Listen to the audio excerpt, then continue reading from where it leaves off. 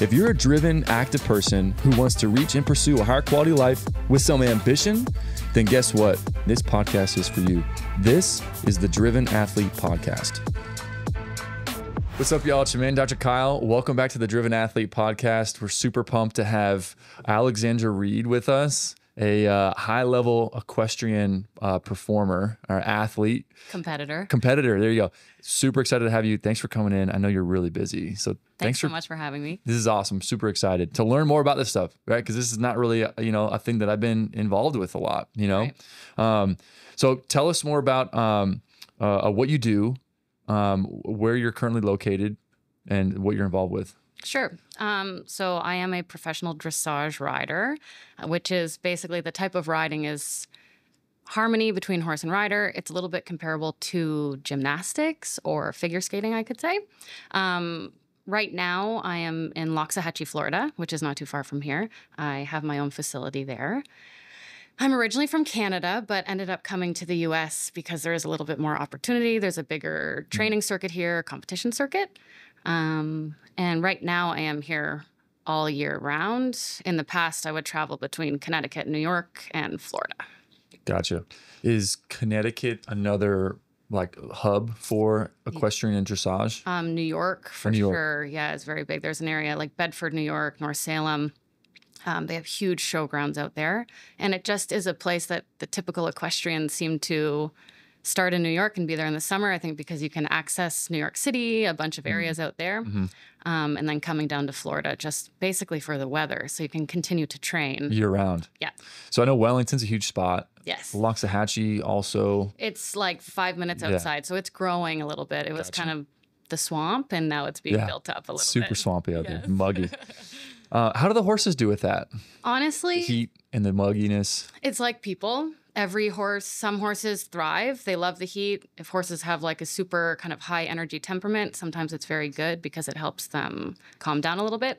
Some really struggle, just like some athletes don't do as well with the heat and the humidity. Right. So it just depends on the horse. So you're originally from Canada. Yep. And when did you move to the States? I started coming here when I was 19, and I would just travel here for the winter circuit. So I'd only come here for about 4 months and then go back to train in Canada. But then I started coming year-round when I was a little bit older, so probably 22. I had then gone back to school because my parents were like, you need a piece of paper, don't just ride horses. Yeah. Did that for 2 years and then decided to come back. So I've been here permanently since 2015. Oh, wow. Okay. Yep. When did you start dressage, equestrian? So I started riding, like just basic, kind of going to summer camps, things when I was 6. Okay. I would say more competitive, 14, 15 years old. And I actually did it's called 3-day eventing, which is a 3-phased competition. So you have dressage, which is what I solely do now. Mm-hmm. There's the show jumping, and then also cross country. So that's like a more complicated kind of area of horses, but did that for a few years. And then just kind of the way that it worked out with the horse that I had, I decided to kind of hone in on dressage. Gotcha. Yeah. What originally got you into doing dressage or just horse riding in general? No idea. My parents, none of my family's into horses. Nobody. We grew up in a really small town in the country outside of Toronto. I think maybe the influence of just all my friends having farms and horses and cows and all those things. But my parents said, like, from the moment I was born, anything horse, I was just obsessed with. It. Yeah. So we just got my daughter for Christmas this like pony ride horse thing with wheels on it, and she bounces on it and it just springs forward. It's the best. But it could be a mistake. I know. It could be a lifelong investment. I know. And like right after that at a local event, there was like pony rides, and we had a ride on that, and she was like loving it. Yeah, she might be hooked. I know. Yeah. It's not. We'll see. It hasn't been a super huge constant thing. She's like, I want to ride a pony. I want to do this. So hopefully we might have avoided something. Yeah. A big, dodged a bullet there. Yeah. So you started when you were 6. Yep. Okay. So explain more the different fields of equestrian. Is equestrian the overall umbrella of everything? Yeah. And then you have categories underneath that? Yeah. So there's tons. Like I probably can't even name all of the different avenues basically, but some of the top ones would be that you'll see at the Olympics will be show jumping, which is probably the most popular because it's a little bit exciting and a little bit faster pace. There's the 3-day eventing, like I was explaining, which is kind of a combination of 3 different disciplines. There's dressage, what I do. There's endurance, which is, that's insane. And it's actually very interesting if you're kind of into like the health aspect of things, because they go like 100 miles a day on horseback. And basically you're trying to demonstrate who is the fittest. So how fit your horse is. There's like check-ins along the way of the 100 miles or 50 miles, whatever they are doing. And they want to see the heart rate. They want to see the temperature. They want to check in like if the horse is lethargic or has energy. That's crazy. Yeah. That is like, and again, I don't know that much about all of the other disciplines because you get so into your own. Right. But there's vaulting, which is with a gymnast basically on the top of a horse, and they're going around. There's somebody in the middle holding the horse, and it's lunging around them like doing walk, trot, or canter, and to music, and they're doing like a gymnast routine, floor routine. Yeah, on top, which is crazy. There's Western stuff is not in the Olympics, I'm pretty sure, but that's a whole other avenue. Like you see like Yellowstone, like rodeo vibes. stuff. Yeah, like you'll see like they do reining, they do cutting, and that's a whole different breed of horse, totally different training. I could go on and on and on. Like there's tons. That's really cool. Yep. So the most commonly recognized ones are show jumping and dressage. Yep, and eventing, the 3-day eventing. And the 3-day eventing. Yep. Gotcha. But dressage is for you, and you described it as like the harmony between you and the horse. Yep. What with a dressage event, a competition, what does that look like? So basically, there's tons of levels. There's like an entry level, which is very basic, walk, trot, canter, which is like the basic gaits of horses. And then as you move up the levels, there's training level to 4th level. And then what they would consider kind of like FEI, which is like our big national federation. It's like a recognized show. That's called a small tour, which has some tests in it. Then there's a medium tour and a big tour. And the big tour is what we call the Grand Prix, which is the highest level. And so basically you are trying to go through each test, a test that needs to be memorized. So imagine like a gymnast doing like a floor routine, figure skaters going to music. We have like musical tests that you can do. Yeah. Wow. Yep.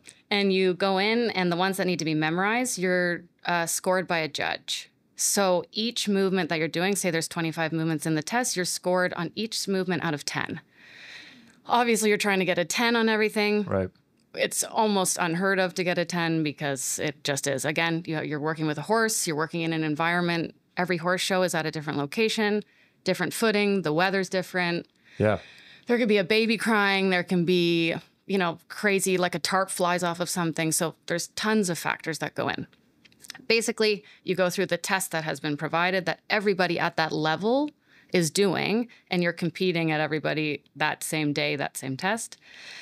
They add up the score of, say there's 25 movements, say you got 4, 7, 7, 6, you get a 2 because the horse like took off or went off the bit or whatever, you have no control. And then they kind of divide that by the overall number, and that's how you get your score. Yeah, yep. And it's a percentage.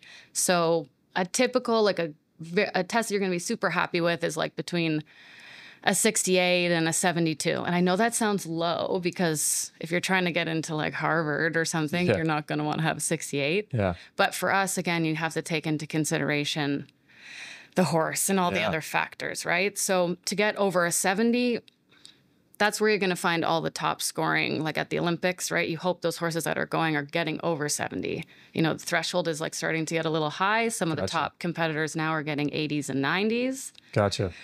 Which is scary because where's the sport going to go? Yeah, what's next? Yeah, what's it look like? What happens when we get to 100? Then what's going to happen? So, but yeah, that's the basic. And as you go up the levels, it gets harder. Obviously, the movements get harder. They judge you a little bit harder as a rider too. The point is to look like you're doing nothing, but you're giving all of these aids, you're kind of whatever you're doing with your legs, your body, your reins, right, to make it look effortless. Yeah. And as the movements get harder, it's harder for the horse, but it's also harder for the rider. So, right. No, of course. Yeah. That's interesting. That's crazy. So with your training and stuff as a dressage competitor, what's that look like right now? So for me personally as an athlete, yeah. So right now, I did have back surgery 7 months ago. So obviously I've toned myself down a little bit. But depends on the schedule in the sense of what is your showing schedule? How many horses do you have going in the day? Because horseback riding itself is like a total physical workout. So say you ride 8 horses a day, that's like being in the gym all day long. And especially outside in the heat in Florida, oof, it can be pretty rough. It's a lot. The horses, my horses, everybody does their own schedule with their horses, their own training needs. But I ride at least 5 days a week, at least 4 horses a day. And it goes up from there, it goes down from there. I come here once a week now. It's gone down. I was coming here a lot more.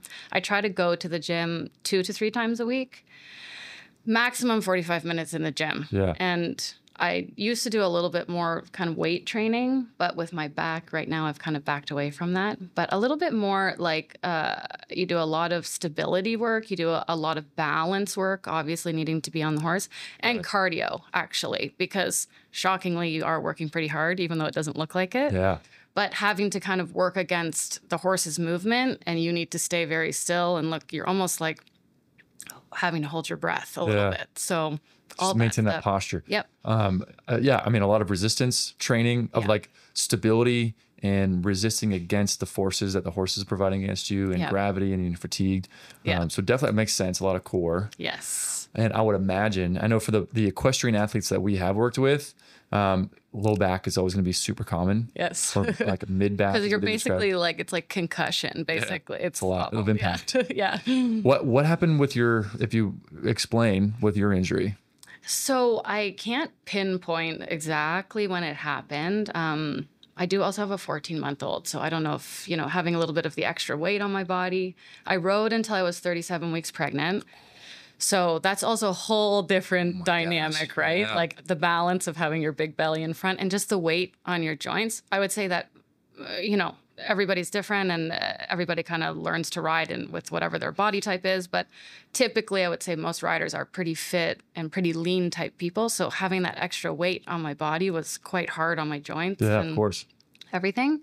But I think maybe just kind of getting back into riding, I was maybe a little aggressive. Like I was riding 3 weeks after giving birth, and maybe pushed a little bit. That's quick. I don't know if something was a little bit pre-existing. I've kind of always had lower back pain.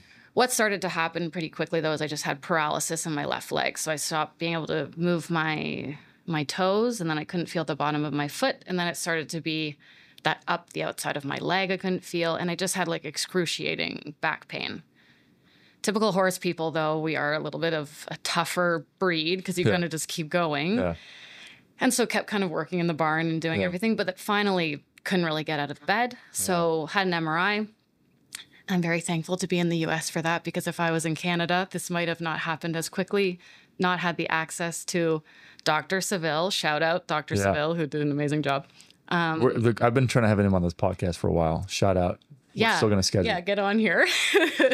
So basically had my MRI, and even the guy who initially looked at that was like, yeah, you might need surgery. Like, I don't think any of us kind of realized how intense it was. Went to Dr. Seville. He was great, very calm about it. But he was like, so you have like an 8-millimeter herniation that is like has obliterated the L5 nerve. So that's why you obviously don't have feeling anymore in your leg. Right. And he's like, if you have any other symptoms, like if loss of bladder or anything like that, he's like, you need to have a surgery immediately, because that can be forever. Right. So I was in 3 days later after seeing him and went in for the surgery. Again, I think, which was great, that I didn't realize kind of everything going into it. I would have been a little bit more nervous, but I came out and had no pain. It was amazing. Amazing. Like, yeah, he did an amazing job. My scar is like teeny tiny, yeah. So it was a microdiscectomy. Yeah. And the recovery, he said he didn't have to take out anything besides the herniation, which was great. So recovery was like, I had to wear my back brace. Again, had like... I remember you seeing in here with your brace on. Yeah. I was like Robo lady going around. But I couldn't pick up my baby, who at the time was like, I don't know, 7 months old, and just learning how to go like up, like to be asked to be picked up. That was tough, probably mentally tough too, because it was also looking to my season that was supposed to start in December, and it was October. And he was like, you might not be able to ride for 3 or 4 months. Like, you just have to really let this. But I went back for my 2-week checkup, my 6-week checkup, and he was like, I think you're going to be okay, like at 8 weeks to get back on. Cool. Yep. That's awesome. Yeah. Thank goodness. And I mean, it's interesting you mentioned that. And the pregnancy thing definitely seems to make a lot of sense. If there was a lot of previous impact and strain before from all the previous years of training. And then with pregnancy, a lot of changes happen, of course, the weight distribution, like you said. Yeah. But then also like the instability that comes with it. And overcompensating and all these things you don't. With all the hormonal changes that happen, we've been finding there's a lot more hypermobility and instability in the joints because of the relaxin hormone, especially. That's what the anesthesiologist said, actually. Preparing just for the events, of everything involved, the labor and pregnancy and stuff. Yeah. And it just sets up women for being more unstable and hypermobile. Right. You know what I mean? So if they're doing something super impactful like horse riding, it's going to expose underlying issues and maybe exacerbate things if it's a lot, which it is. Yeah. And then even more so afterwards too. Same. And I think that's the thing I can say to anybody, like, you don't have to rush back into it. But I was just so like, you already feel like you missed some training time. Already, like, my level of training wasn't the same while I was pregnant. I know exactly what you're talking about. Sure. So I was like, oh my God, I feel great. And that was a level of hormones, I think, that are not real. That make me feel amazing. So I that's great. Ran back into it, and who knows, right? Yeah. But at least we're good, right?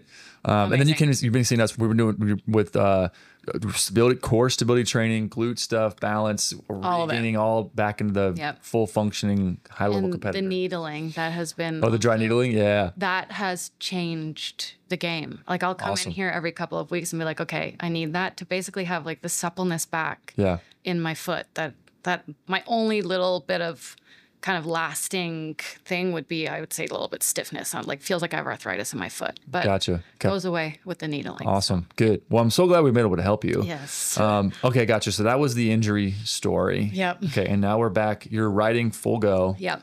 No pain. Zero pain. Foot tightness occasionally. Yep. What's the next step for competitions and stuff? So basically for me, again, this was all not the greatest timing of the back, because this was a lead up season to the Olympics. So if I did have a horse that was kind of at the top level, this would be his first time going out to kind of go for a team, to be able to do games, all those things. Then October came around, was like, look, we don't know what you're going to be able to do. So that was too bad, but luckily I still could just continue on training. And mentally, I just went into the season being like, okay, I can then look forward to LA maybe with this horse. Like, that's the one thing about horses in this industry. You are just always looking basically to the Pan Ams. We have like World Equestrian Games. We have World Cups. We have Nation Cup, things like that. Tons of competitions besides just the Olympics. Yes. Gotcha. Pause for a second. Yeah. I think one of the cords might have got bumped. Just check it out. Okay. Sorry. Probably me. Hear anything in your headphones? Yeah, we're good. Yep, I can hear. I did hear that click. Yeah. I didn't think it was significant. And what's cool is like he edits as we go, so he can just split this out. Oh my God. Yeah. Sorry. Just make No sure worries. Yeah, of course it was mine. I don't remember. I don't think you hit anything. Like the one time we bring you in here. Yeah. Just breaking the plates. I'm really sorry. No worries. Make sure everything is all good. Oh. Might be my headphones too. Because you guys are hearing it a little bit? Yep. I mean, I can hear you. Everything's Perfect. solid. Yeah. Yep. No. Nope. Okay, cool. Should be good. Sorry. Sorry to interrupt. No worries.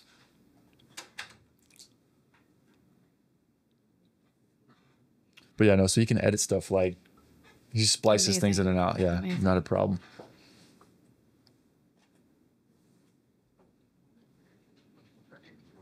Quick test. For me. Yes, sure. Testing 1, 2, 3. Yeah, I can hear everything. Sounds pretty solid on my end. Okay.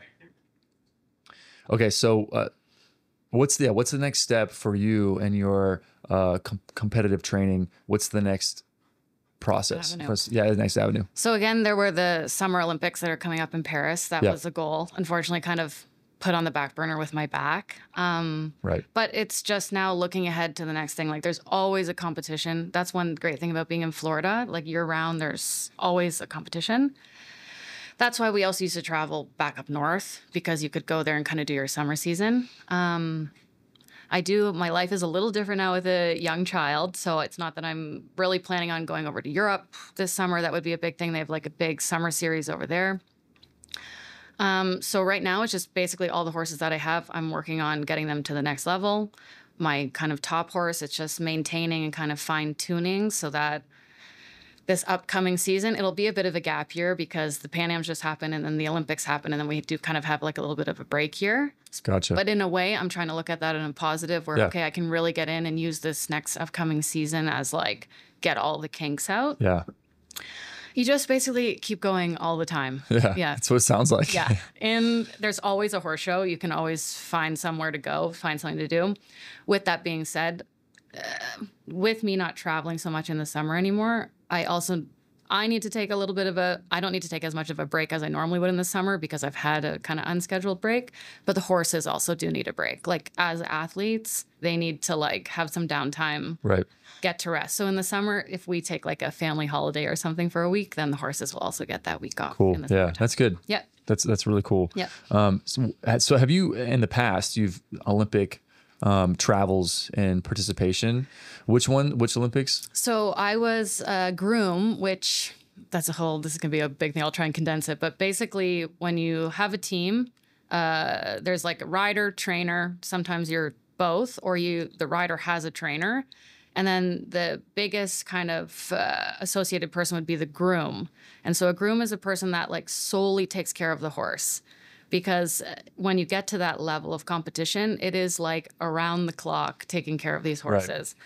So I was a groom for Team Canada at the 2012 London Olympics. It was amazing. That's awesome. Probably one of the best Olympics to go to, I have to say, because even the setup of the venue, the horse park was like right on the corner of where all the pubs were. So when the horses would be done and be traveling out on their trailers, everybody would be like along the streets, like outside the pubs, cheering on the horse. Like it was very cool. Let's go to the pubs. It's right here. Yeah. Oh my God, it was amazing. And That's you cool. could travel around London, and it was awesome. What was all the other athletes were staying in the same areas? So that's the only thing with the horses is typically we are outside of the venues. Like even you don't stay in the athletes village because you need to be so close to the horses. So you are kind of wherever the horse stables will be. Yeah. And we stayed in like a military housing. So it was beside like the Queen's house or something. Like it was like very cool. Yeah. And who was that? This has never happened. I'm so sorry. It's funny. Yeah, this has never happened when you like occasionally like some noises outside. But yeah. No worries. That happens.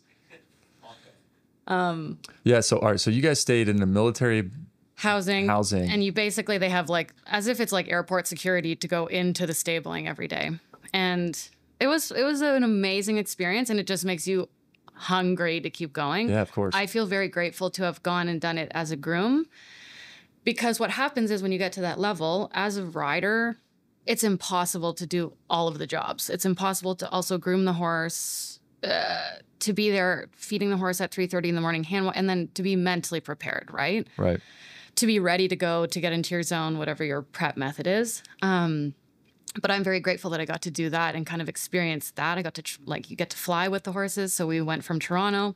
You trailer the horses to New York, and then out of basically JFK, you fly the horses on an airplane. So we flew FedEx. I was going to say, what kind of an airplane? Yeah, it's either a big cargo plane or the big FedEx. And it was amazing because there's regular people sitting in the front of the plane. And so when you open to go check on the horses in the back, they're neighing, and people are looking down the aisle, what? Was that an animal we just heard? It was very cool. That's really cool. And I got to kind of see all aspects instead of just kind of showing up. Not that that's a bad thing. That's also amazing to show up and just be able to compete. But you're just locked in though, in that. And I think that's a little bit the industry. You'll kind of find a lot of the top people. They've done every aspect of the horses, not just the riding, not just the training, but also the in deep care of the horses. Have all aspects pretty dialed in. Yep.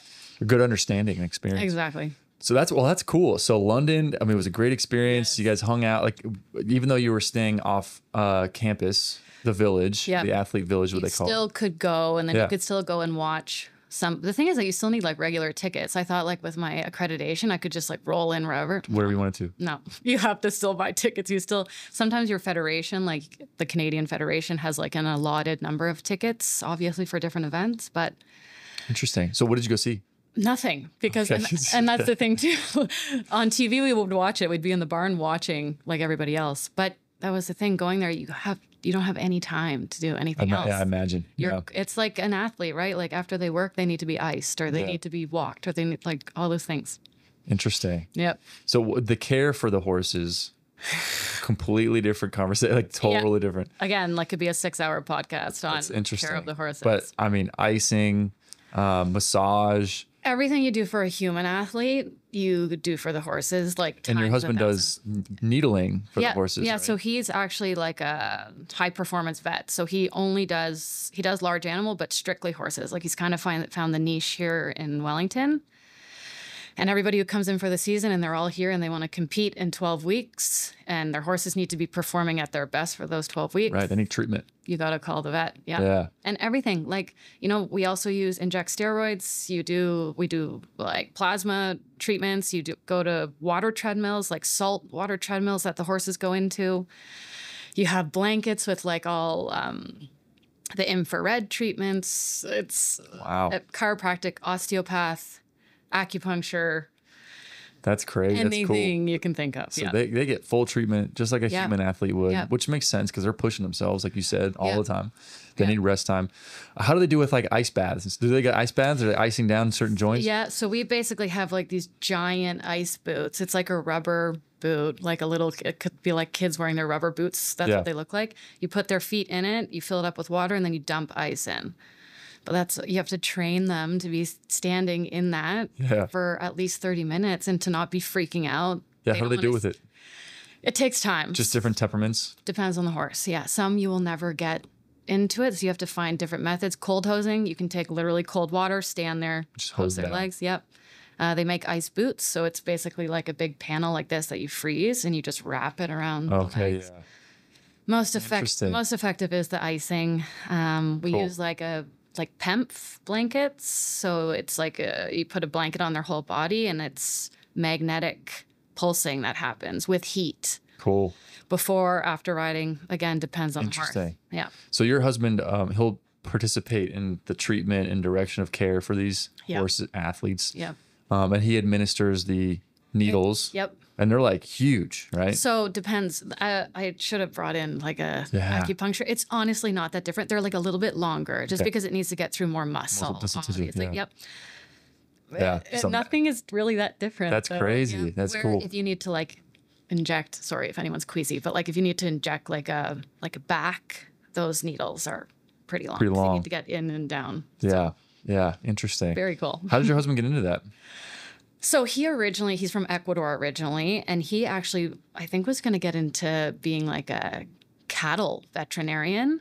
But then kind of some of the people that he worked with while he was in vet school just led him a little bit more into the horses. Then he did an internship in Texas with quarter horses, which is more like the Western type horses, and saw the high performance aspect of that. So he's worked with a lot of different horses. Cool. It just kind of, how it falls into place. He just liked it and went into it more. Yeah. That's how you all met, I assume, then. Yep. When I had left to go back to school, I went back to Canada for a few years. He had come here to do an internship in Wellington and basically made friends with all of my friends. Yeah. So when I came back and we were like, wait, we don't know each other, but we all have the same friends. Yeah. So that we must automatically be cool with each other. Yes, exactly. If you're best friends with my best friend, we're automatically best friends. Exactly. That's cool. Yeah. Well, that's awesome. We'll have to get him in here and chat more about the recovery and just the similarities between. Well, and it's even things like lactic acid buildup in horses, right? Yeah. Like tying up is a real thing. It happens to people, but it happens to horses, but like to such an extreme level, and you have to manage it. You manage it with food and supplements and all that. That's really cool. Yep. That's interesting. Yeah. Is there with your experience and knowledge, right, and your acuity, can you start to tell when like a horse is like, man, they're getting fatigued, they're out of it, they're mentally in a fog, something's wrong with their leg, or their knee has to hurt or something? Yeah.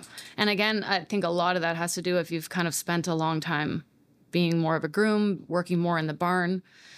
Of course, riding, you have a lot of feeling when you're riding. So if you're going to the left and you're like, that doesn't feel as even when I go to the right, and then you're going to try and pinpoint where it is. But on the ground, you're feeling all their legs every day. You're going over their backs, their necks, and they'll like flinch when they're uncomfortable. If the equipment's not fitting properly, you'll kind of see that. It'll like your saddle could be tilting to the side, or they could be a little bit sore where it's sitting. Right. But I just feel like knowing the horse, and you get to know, the more horses you have, the more problems you have. So having a smaller number of horses is better because you don't just have like an intimate relationship with them, but you know their body. Yeah. Like you're essentially their therapist, right? Yeah. So yeah, you can see when there's an issue though. They'll have like a swollen area. They can get like a skin infection down here because it's so humid. So it's like a fungus that they can get. Makes sense. That can then lead to like a cellulitis. So it never ends. Yeah. And they're not the most, they're pretty accident prone animals. Like they're graceful when you're riding them and you're helping them, but on their own, they can be a little bit clumsy. Yeah. They love to Interesting. Get into trouble. They always have a cut. They always have something going Like, on. how'd you get that cut? It's like, I don't know. Every day you come in and I'm like with the girl that I work with, I'm like, okay, how are we looking this morning? Yeah. And you're just happy when there's nothing. Yeah, because they definitely look very graceful and purposeful when they're riding and doing their thing. Yeah. But they're clumsy and just accident prone. Yes, and they're scared of it. They're flight animals, right? So they're scared of everything. Some, again, more than others, but it's like the dynamic is just... That's cool. Yeah. What do you feel like, what was your moment when you were a kid and you were like, man, I love this? I think growing up, my best friend had horses, and I remember that they were building a barn and she was going to have her own horses at her property. And I remember going there and just being like, this is what I want. Like, this is what I really want to do. I've just really also I was always a competitive kid. So once I was just kind of casually riding when I was younger, but then I think I went, whatever trainer I was with and the horse, and they're like, well, but you can go to a horse show. And it was like the local fair, but I thought it was the Olympics. And my horse like probably bucked me off. It was awful. But I just, from a very young age, was like, super competitive. But like when you go to a show, it really is such a high. Like when it goes well and you come out and you're like, all that hard work and it worked. Yeah, for sure. Yeah, because half the time it doesn't work. So well, I imagine. Yeah. So everything pulls together. So you were able to mix in like, man, I really love the horses and just being a part of the barn and the animals, and then also competing. Yeah. Great marriage. Boom. Yeah. And here we are today. Yeah, exactly. That's really cool. Yeah. Well, how old were you in that moment when your friend had her horses being built? Very in a young. barn? Like I want to say 8 or 9. Cool. Yeah. And I was probably competing around 10. Again, nothing like crazy, but then I begged and begged and begged for my first pony. And then that's why be careful with your daughter because my parents are like, what did we do? Yes. We'll probably keep it, we'll probably keep that separate for a while. Yeah. Or just on holidays, you get to go ride the horses on the beach. Do that. Maybe. Exactly. And that's really cool. So training demands it for you, right? You said go to the gym. You go to the gym 3 days a week. You come here for recovery work once a week now that you're like out of pain, you're feeling good, back to normal. Yeah. Awesome. Workouts wise, do you have like a strength trainer that you work with? So I did a year. She was more of like, I would say more like a CrossFit type trainer. Okay. Which was great. I'm a little bit hesitant to get back into that again with my back. I will slowly.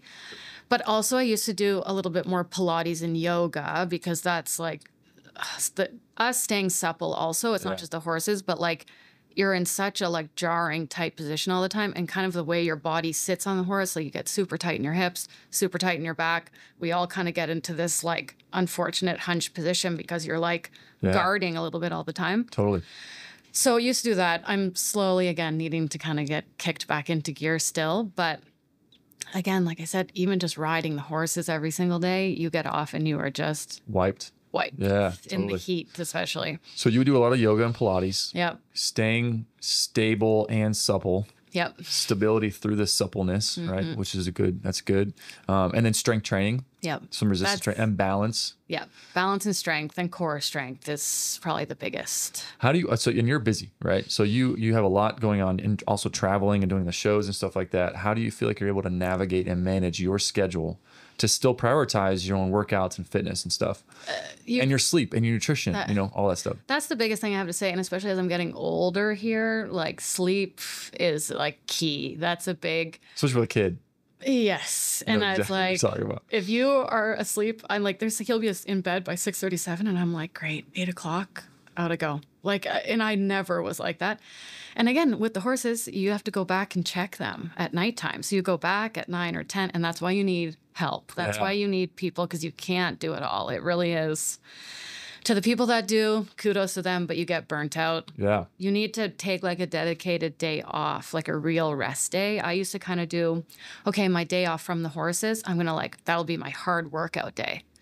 That is not the way to do it, because then we're similar with like our kids. It's like, oh, during nap time, we can organize, we can do a workout. We have 2 hours, like plenty of time. No chance. No. It's like I'm immediately laying down and just like shutting my brain off. Just rest and drink some water. All those dishes, like all the clean. No. Yeah. You just have to be like obviously pretty strict on yourself, and you just have to like remind yourself, okay, it's going to be worth it. I'm going to feel so much better. Like that's for me in the riding, it shows directly. Like if I'm not strong, especially for the younger horses that need a little bit more help, like if I'm not physically strong enough to stay balanced and to help them, then like what is the point? You just go then through a 45-minute ride and you're kind of still at square one instead of feeling like, okay, that was productive for the horse. Like I was fit enough for the horse. So you just have to kind of keep convincing yourself and going along, even when you're tired. And doing something is better than doing nothing. Even if you just sometimes go and you can just go on the bike for 20 minutes. Still benefit. At least you're loosening up a little bit. You're doing something. So I would say after having a baby, it's been a little bit trickier kind of getting to like and also I can't get up at 4:30 to go to the gym anymore, right? Like, so it's finding it kind of in whatever little slot you have. Yeah, of course. Yeah. So for like young equestrian competitors that are in the same boat when you were 10, 11, 12, whatever, what do you recommend to them? What messages to convey? Don't let yourself get burnt out. Like that is the number one. It's so easy to do. I mean, I'm sure every sport is the same, but like, again, you can like live, breathe, and be with the horses 24 hours a day if you wanted to, which is great. And you're going to learn a lot, but you are going to mentally burn out. And then your body just starts to kind of, and it's a super physical job. So it's not just riding the horses. It's that you get up in the morning, you're lifting water buckets, you're moving hay, you're mucking stalls. You're like, it's such a physical job. If your body hurts, you should go and get it looked at. You should get checked out. Don't just keep pushing yourself. Drink more water. Like that's the biggest thing. And just try and get into like a program that again, like will just benefit your riding. Like doing core work, doing kind of strength training. Cardio you need to, depends on the type of riding you're doing. But just staying healthy and taking care of your body. Like that's a big thing. That makes sense. Yeah. And it's same messages we hear from a lot of the other athlete sports with football, soccer, basketball, lacrosse, like gymnastics, swimming, whatever. I mean, I've always been in my head, I'm always like, durability is going to be the number one priority. If you can't get out and play or do your sport or compete, then you're not going to be able to showcase, you're not going to be able to do your thing. Right. So being healthy is the number one thing that's just going to allow better longevity to actually do your stuff. Right. And showcase yourself, show yourself and what you can do. And if you can't, then you can't play. Right. So number one priority is to be healthy and actually be able to play. Yeah. But for longevity. And like longevity, the biggest thing. And for us too, like it's a sport that people are still competing at the Olympics when they're 60, right? Like you're still able to ride and compete when you're in your 60s. Yeah. So that's not really, you don't hear that in a lot of other sports. That's a good point. Yeah. So being able to keep your hip health going until you're 60, like you do have to take care of yourself. That's interesting you mentioned that. I would imagine the second point I was going to make, that I've come across, I'm like, man, this is the game changer that a lot of competitors in your field, I would imagine, or other athletes, they're all really good. So then why is it that there's some people are a little bit better than other ones and they continually just have that edge? Have the edge. Yeah. My opinion, I'm like, it's the mental game. Absolutely. Where it's like if you're really physically a good athlete, competitor, you have the skill sets, cool. Yeah. The skills then aren't limiting you. Yeah. Because if you have the same ones as everybody else, maybe even better, right? Then why are they out competing? Why are they out performing? It's got to be the mental game. Such a mental game. So is the mental game super impactful? And like what ways for equestrian? So actually, dressage? I think it's just I think it's like anything, probably any sport, but in today's day and age, also with social media, it's also giving people a lot more access to have help. So I would say a lot of the top riders now do. I'm sure some have always had it, but A lot of them have mental coaches, like show prep coaches, because you go in there and you have a bad ride. So say you have a competition, you have 3 days of riding. You go in the first day and you bomb. And you're like, oh my God. That's it. Yeah, I have 2 days of this now. Yeah. Or you go in and your horse is just like not on the same page. Or you're not, you wake up with a migraine and you go and you know that your time is at 8:58. And you're like, oh my God, my head is like pound. Anyways, so there's so many factors that you need to be able to just kind of block everything out and go in. Like I always say when I go in, it's like the only time, that I can't talk. You get like points off if there's any noise. And I like go underwater almost. Like it's that feeling of going in and you can just like solely focus on what's in front of you. And that's really important because there's always people watching. Again, in today's day and age, people are videoing all the time. Keyboard critics, right? Like it's a pretty hard sport because everyone just is so fast to tear you down. Right. And you just have to keep going. Like even when it's not working, it's a sport that I would say most days are harder. Like you once a week will have that like hallelujah moment or that hallelujah ride. And then the next day you're like, oh. So the point is to then also prep yourself and prep your horse to kind of peak at the competition. And that's a mental thing. And that also comes from rest and taking care of yourself and having a regimen that works for you. So I like what you just said. Like you have to imagine yourself, you have to go underwater when you're competing, which helps to drown out everything and muffle everything else. Yeah. I like that. That's really good. Yeah. I appreciate that. That's a cool one. Where'd you get that from? One of your coaches? It's literally the feeling when you because the way that our tests work is that you have to come up the center line to the judges in front of you and you have to halt and salute to them to start the test. Yes. It's like a bow. Yes, exactly. And you come up that center line and like that's the start and that's the impression. So you really just have to be like super focused. Like if you're about to turn in and you're too busy looking at whatever out, or you're worried about who's doing something in the warm-up or what your competitor's doing or whatever. Yeah. Like you're also throwing that mark away because you're right away judged as soon as you turn up. So you have to like put the blinders on, fully just focused. I like that underwater. That's really cool. Did you so if you feel like your mental game as a rider is definitely you're in a funk, right? Not off. How does that affect the horse? They're like, it's 100%. Yeah. And I think that's what's so amazing about this sport because then when it all goes really well, every part of you is functioning properly. Everything's because then it's just relayed to the horse. Yeah. Now, horses are amazing and some of them, just like people, but some of them are real competitors. Like they know when you turn up and they're like ears forward, they go underwater. Like they're super focused. They love the job. You've been training that test so they can like anticipate the movements. So they're going to help you. So sometimes you can be a little out of it and your horse is like, don't worry, I got you. That's cool. Sometimes there's ones that are the opposite and they need so much support from you. So that's where it's really important, again, to be pretty mentally strong, physically strong, because if they're a little bit tense, you're trying to tell them to do something, but then to also relax while they're doing a movement. So that's really interesting. Yeah. So would the rider and the horse do any kind of mental prep together before a competition? So, and that's one thing too of really having a relationship and working with your horse all the time. Because if you're with your horse for many hours of the day, they're going to be super comfortable with you. They're going to know it's you. Different types of training, like, there's training in the ring. But then we do like a lot of cross training. So you don't just ride over your test that you're going to do over and over. You go outside and like hack them or like trot them out in the woods to kind of do like a cardio day for them. There's no hills in Florida, but when you're up north, you can do like hill training. Some people jump their horses, even though they're not jumping horses. Like just mentally to kind of break it up for them so they don't get sour about it. Right. But also to work all their muscles and of course.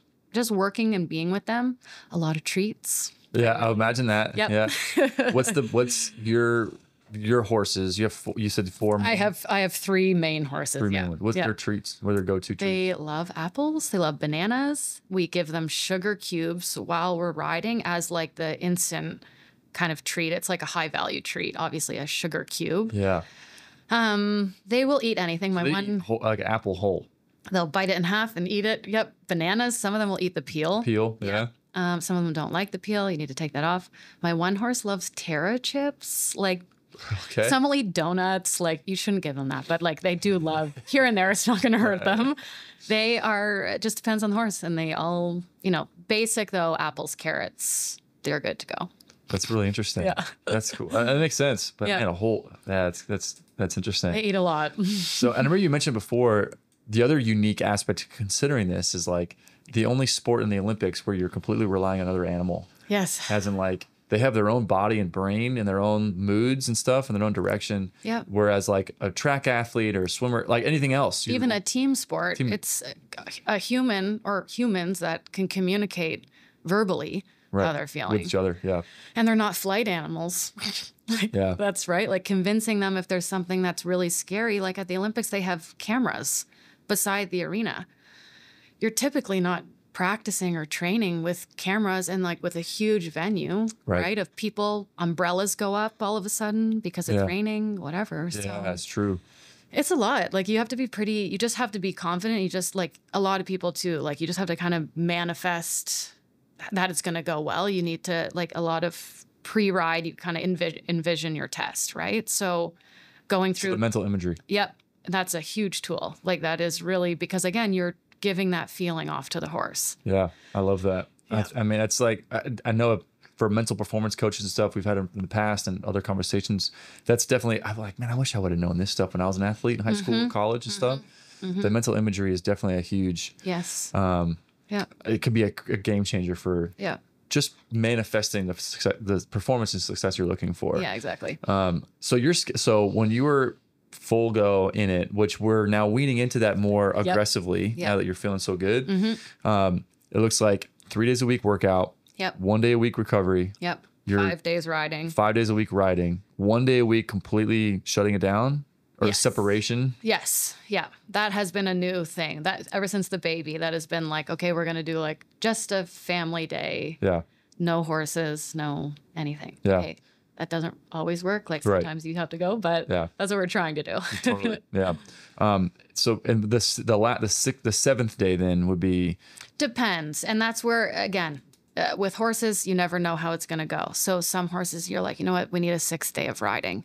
Or for me, it's like, oh no, they actually are going to have 4 days off because we just competed. We can do that. So I can go and do something extra because I have a little bit of free time. Yeah. Generally, it's filled with going and either teaching people or going and riding other people's horses. But I would say the majority of my workout routine, regime, whatever, is riding. Like that's I mean, that's your element, you know what I mean? So you were mentioning the really cool, unique aspect of the sport. You can be 60 and competing. Yeah. Do you find that there's no peak sweet spot of age where, as an example, like like super high intense, sports like football or something, like there's not many athletes over the age of 35. Right. So there's a sweet spot between 22 to 29 years old. And is that like because your body is also peaking and you're just getting better from experience and you're getting into your rhythm, right? So there's like you're still super resilient and young. Right. And like super like into it. And super into it. But then your body hasn't really caught up to it yet. Right. Feel all the aches and pains. Right. And the recovery isn't as quick, when you're 29 versus 22, or 33 versus 22, whatever. So is there a sweet spot like that in equestrian dressage? No. And it really also depends. Like you can have everybody kind of has like a lifetime horse, right? So you get a horse that you just have like such an amazing bond with, that for whatever reason, it just suits you. It's like the perfect size, the perfect temperament, whatever it is. And that horse might not come along until you're 50, right? So that's a good point. Because the horse wasn't even born yet when you were, whatever, the horse might not be 14 until you get it. Or it's a horse that you start from really young. And generally horses are peaking around between 10 and 14. So it's a long time if you're starting them when they're 3 or 4. Yeah. It's a decade putting that in there and hoping that no injury happens to the horse, to you. So it's pretty remarkable if like everything lines up where it's like experienced, developed, trained horse. Yeah. It's been healthy. Yeah. Experienced, trained, healthy rider. Mm-hmm. And they get each other and they mesh. All the stars aligned. Yeah. Yep. And then they like do well. Yeah. So with that being said, like, I mean, imagine athletes that are really experienced and knowledgeable, and they've now entered that high level experience age demographic bracket. But they're still able to compete. as the same level. Yep. So is there a huge advantage then for? I would say yes, because it's a sport where the more knowledge you have, the more experience, the more people you teach, the more trainers you've been with, worked with, the more horses that you've watched, you've ridden, you've whatever, the more competitions you've been to, you're just constantly gaining more information, more natural feel. Your eye gets better. You develop your eye to see things that are going on. Are the best, like the gold Olympians and all the older, they're all like in their 40s and 50s. Yep. And there's always the young ones that come in. Prodigies. Yeah. And a lot of those will have worked with a lot of kind of the older group. They'll be like the step under them. So that's a little bit how the industry works too. You want to kind of go and train with people who be a squire first. Yeah. Or like, exactly. Yeah. Like kind of who are peaking, and you want to kind of get into that. Yeah. It's hard though, because you are then dedicating your entire life to just that, right? And that's what kind of differentiates. I think it's a little difficult to go and have a family and take the time off and then still be peaking. So of course, it takes years. It's just years, decades. So then we see then the dominant competitors are older. Yeah, I would say so. And that's really cool. Yeah, and it generally, again, the younger ones who are there, How young? When he's like a young athlete, a competitor. Like mid to late 20s. Okay. They do have like pony classes. They have like young rider and junior classes, which is really great because I think it's a little bit more, to help build confidence, but it's a little bit more of a fair playing field. Yeah. It really sucks. Like when you go and you are like labeled as a professional and you're 21 and you're going in with the other professionals who are like 55 and have, it's great to do that, but then it's a little bit nice to have categories that can help kind of build your career and your confidence. Yeah, exactly. Yeah. Getting crushed every time. Exactly. Welcome to the big leagues. Yep. You got to wait 10 years, so just keep going. That's really cool. Yeah. So then for you saying like, I mean, with the horse that you have, you get training back in, the injury that you had, it's not like, man, clock's ticking. It's more like, well, I got plenty of time. For you. And then, but then you also have to take in the age of the horse. So my horse this year is 14. Okay. So then we'll be 18. The next Olympics. Yeah. So, which is fine, and if they're good and they're healthy and happy, it's okay. But a lot can happen in that time. Yeah, totally. So you can just kind of change your avenue. Like, okay, maybe it's not going to be even a Pan Ams or an Olympics. It's going to be, next summer want to go to Europe and I want to do the European summer tour and go to those big competitions, right? And then it also can get to the point where, look, this horse maybe isn't going to meet my needs, so you can also sell that horse to somebody who maybe wants to drop down a level, and it's a little bit easier for the horse as they get older, and then somebody's going to get to gain experience on that trained horse. Yeah, that's interesting. So I imagine there's a lot of trades, horse trades. Yep, a lot of buying and selling. Interesting. Yep.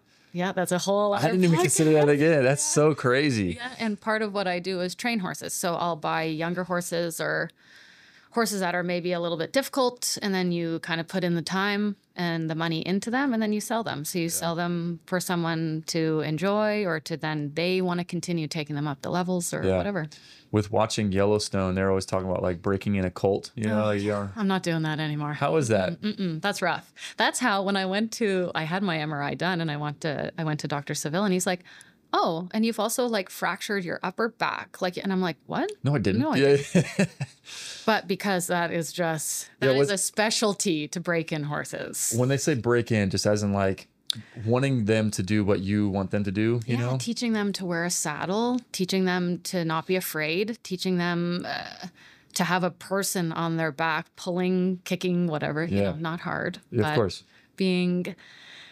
Not being natural. You're kind of then trying to teach them to do something that is amazing and they're bred to do, but they're resisting. Yeah, and it's like, they're like, hey, we would rather be outside, like eating all day. Yeah, for sure. Get off me. Yeah. So what they kick, they jump, they'll buck.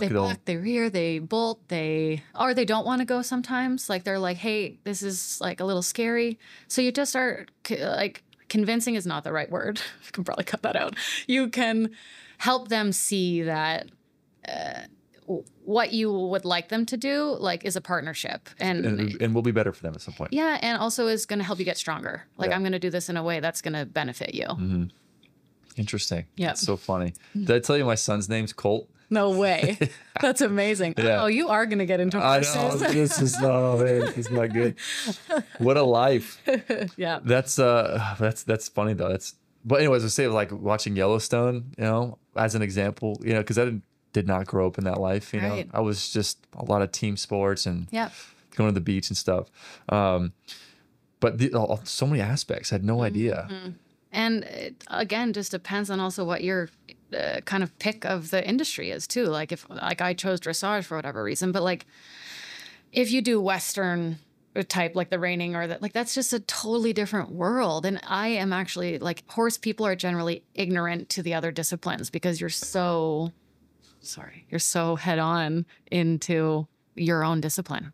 What you're mentioning the peak age for horses is like 10 to 14, Yep. maybe to 16. It depends. And especially today, just like athletes today, like we have a lot more tools to kind of help them. We have a lot more. There's information all the time, right? Like new kind of the water treadmills I was talking about. They have these new, they're like trailers that the horses can walk into, and it's like an infrared, and it will basically scan over the body and it shows areas of inflammation.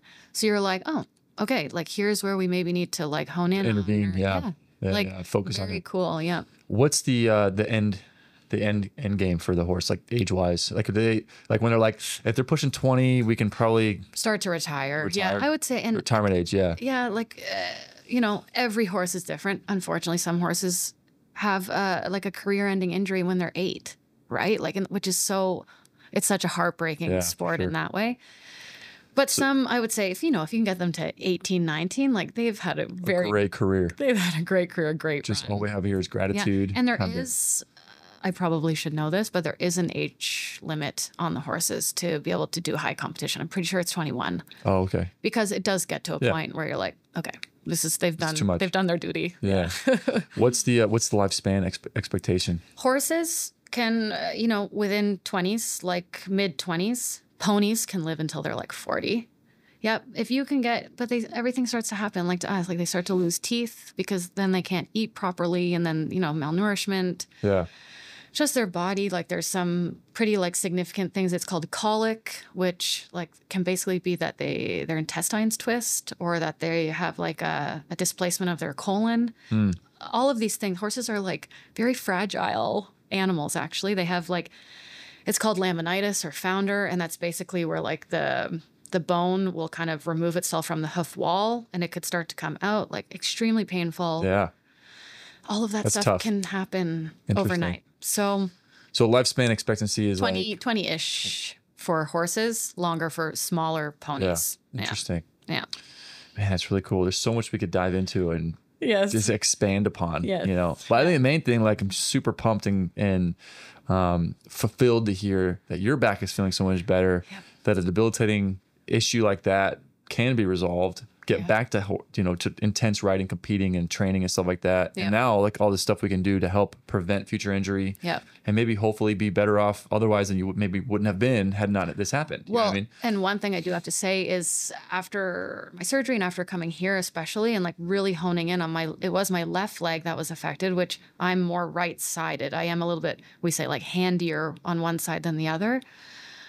I was like, wow, this might have been going on a little bit longer than I thought, because now that I have like full movement and I'm working on the strength, I'm more effective off my left leg, which you need that. You need to be fully the same. Like you have to be equal both sides to also tell the horse equally, right? Yeah. So it's been great. Like it has helped me a lot. That's interesting. Well, awesome. Super pumped. We'll have to have you on again. Have your husband on too. We can deep dive into other aspects. I have so many people you could get on. No, I want the list. This is cool. Yeah. Because we've been seeing a lot of equestrian athletes like yourself. Especially in this area. And this area is great. Yep. And just really helping with, we get it. Like we've all played sports in the past or been a part of it. So we get, and we live vicariously through our patients. Something always say. Right. Because we've all had some issues and stuff where it's like, had we had this, man, Uncle Rico moments from Napoleon Dynamite, like back in the day, we would have won state. And you feel like that, even as a rider, I feel like that. Like I wish I had been doing like a little bit more therapies on myself, but also the knowledge I have for my horses. I'm like, oh my God, that horse I had when I was 20, if I had it today and my kind of knowledge that I have now, right? So in everything that you do, I think that's the same. But cool. Yeah. So you say you train horses and you coach. Yep. People, and then also ride their horses for them. Cool. And then also ride horses to be sold. Well, if anybody wants to reach out to you, what's the best way they can hit you up? I have an Instagram page. That's probably the best way. It's Ara Equestrian LLC. You can look me up on Instagram. How do you spell that? ARA Equestrian. Yep. Okay.